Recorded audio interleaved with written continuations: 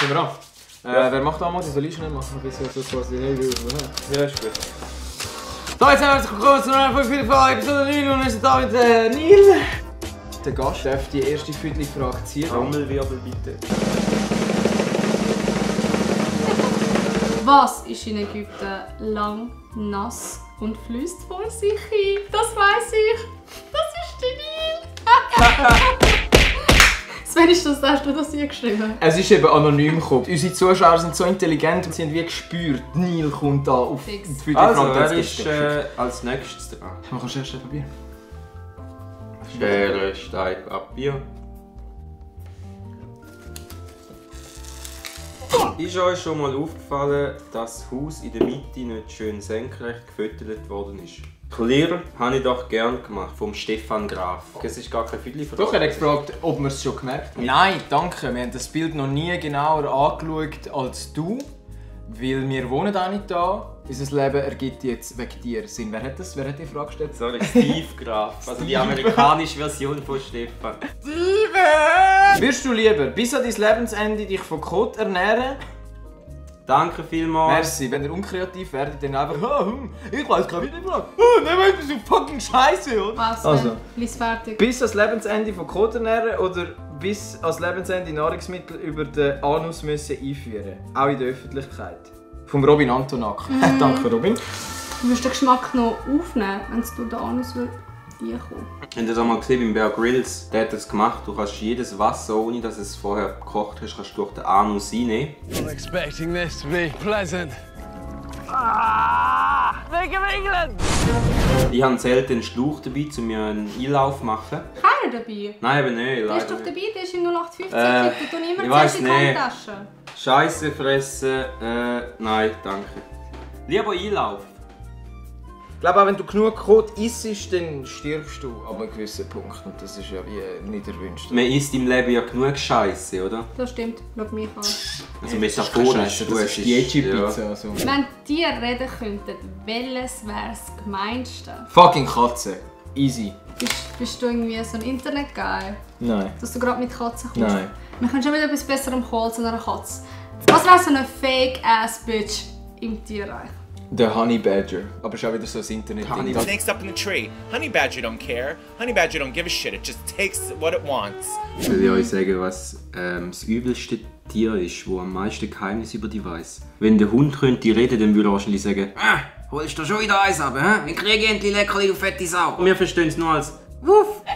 Und wir sagen: du bist so ein Braver, dabei beleidigt er uns. Streichelst du den Hund während dem Masturbieren? Ja, mach dich das an. Früher hat der Hund immer die Tüchli, die ich benutzt habe, immer geklaut. Und manchmal hat er die angefressen. Mein Hund hat früher immer die Periodenbinde von meiner Mutter aus dem Müll rausgeholt und gegessen. Geiler Hund gewesen, Mann. Geiler Hund.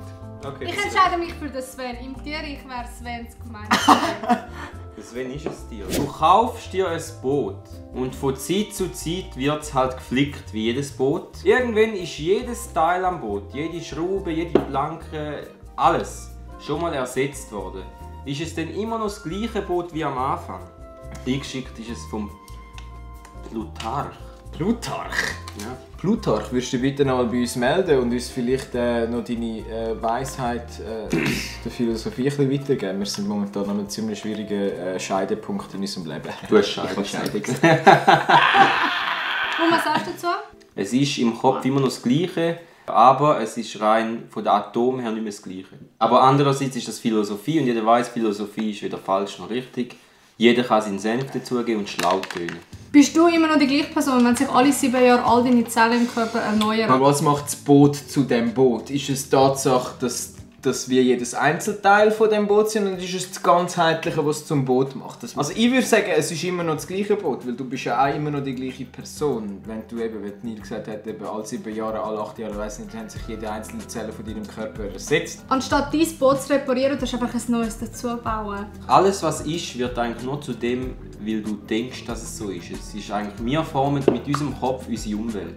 Wir erschaffen die Welt nach unserem Wahrnehmen erschaffen, oder? Weißt du, das ist aber das Problem. Eigentlich haben wir mit dem Format etwas Dummes machen. Und ab und zu, und jetzt sind wir schon wieder dabei, kommt etwas Schlaues raus, wo man sogar noch etwas redet, das Substanz hat.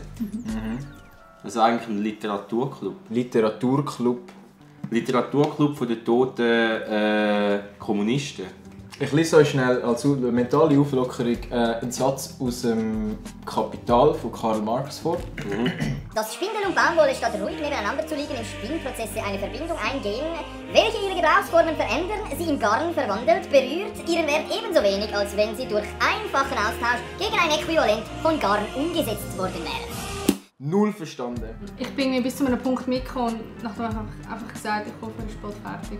Die haben einfach alle immer das Buch falsch verstanden, die Kommunisten, die das versucht haben zu lesen. Und darum hat der Kommunismus nicht funktioniert. Das Paradies auf Erde wird hier beschrieben. Und wir könnten es erreichen, aber es hat bis jetzt noch niemand geschafft, das Buch zu entziffern, weil es niemand verstanden hat. Das stimmt jetzt im Fall wirklich. Der Che Guevara, ihr da, wo immer das T-Shirt da habt und nicht wisst, wer das ist nicht der John Lennon, das ist der Che Guevara. Der hat gesagt, das Buch sei eines der kompliziertesten Bücher, die er je gelesen hat. Und er hat es gelesen. Ich habe es probiert. Hey. Ich habe es wie so bis zu der Seite -1 geschafft. Und dann habe ich wie aufgehört zu lesen. Ich bin mega stolz auf dich.